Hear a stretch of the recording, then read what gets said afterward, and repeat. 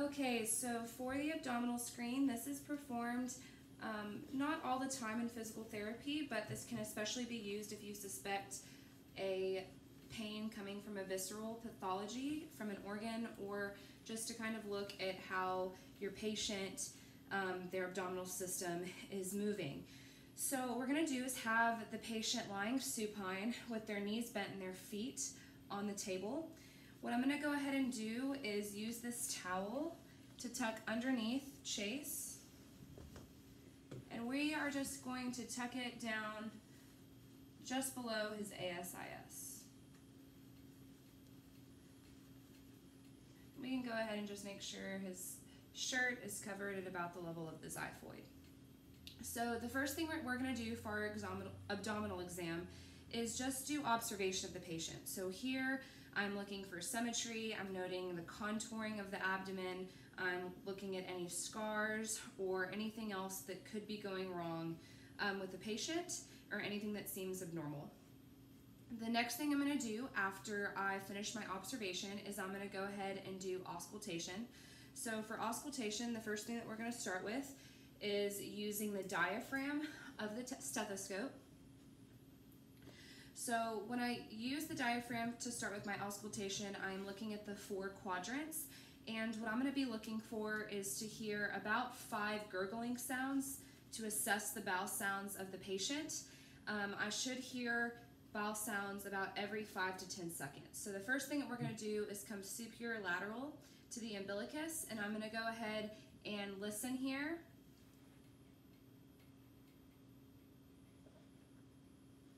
In the right upper quadrant, or the left upper quadrant of the patient.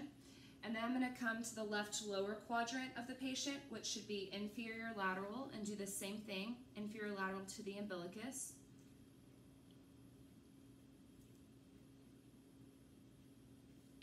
I'm then going to move to the right upper quadrant, superior lateral on the right side of the patient. And again, once I hear my bowel sounds, I'll move on to that right lower quadrant.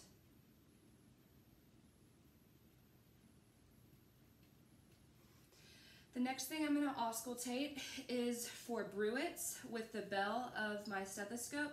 So the first one that I'm going to look at is the aorta. So I'm going to find the patient's xiphoid process, and I'm going to find the umbilicus and come just halfway in between both points, and I'm going to go ahead and listen here. And I shouldn't hear anything, but if I were to hear a swooshing sound, that could indicate a bruit. The next thing that I'm going to auscultate is going to be the renal arteries, which are going to be 1 to 2 centimeters lateral on either side of the patient. So for Chase's left renal artery, we're going to go ahead and listen here. And for that right renal artery.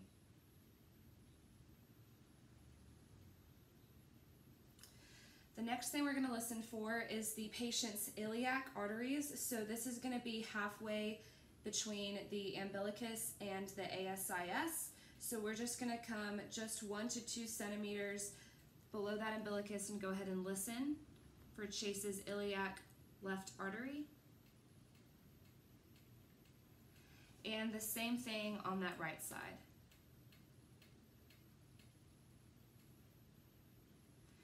Again, I still shouldn't hear anything here. Lastly, we're going to find the femoral artery. So we're going to come to the patient's ASIS, right distal to the inguinal ligament, and we're going to go ahead and listen here.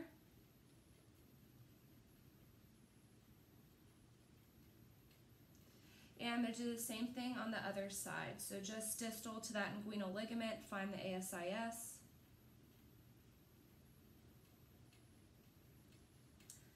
All right, so we're done using the stethoscope. The next part of our abdominal exam consists of percussion. So for percussion, we're going to go ahead and have our bottom hand flat. We're going to be moving on that distal PIP joint, and we're going to have a little bit of wrist extension to get the proper percussion here. So the first thing I'm going to do is go ahead and find the left upper quadrant, and I'm going to go ahead and percuss. And then I'm going to come to the left lower quadrant and go ahead and do the same thing.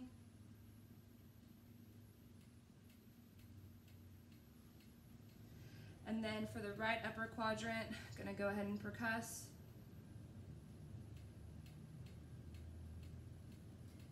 And for that right lower quadrant.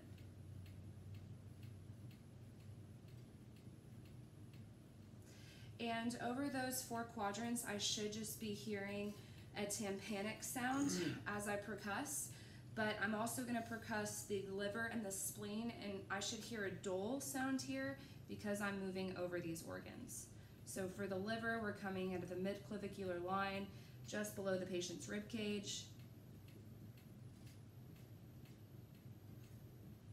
And on that left upper quadrant, we're now looking at the spleen, that midclavicular line.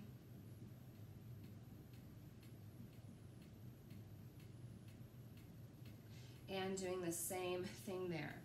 So after we finish percussion of the patient, we're going to move to light palpation.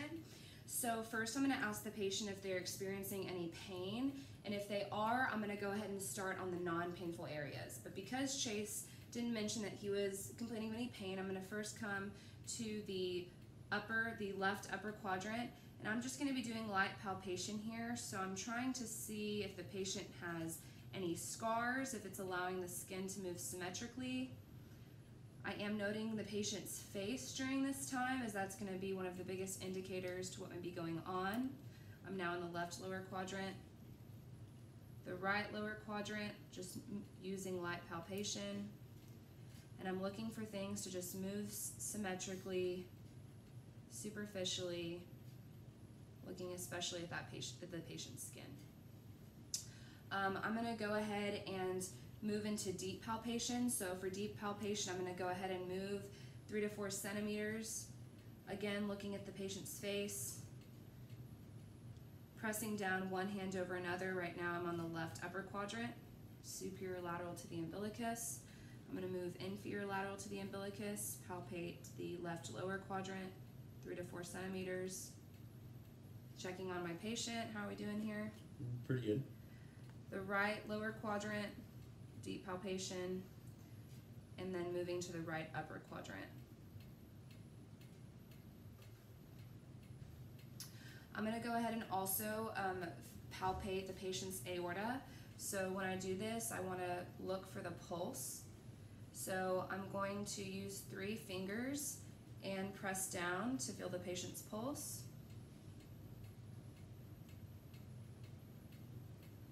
And then I'm going to use the width of my index fingers to look at the patient's aorta.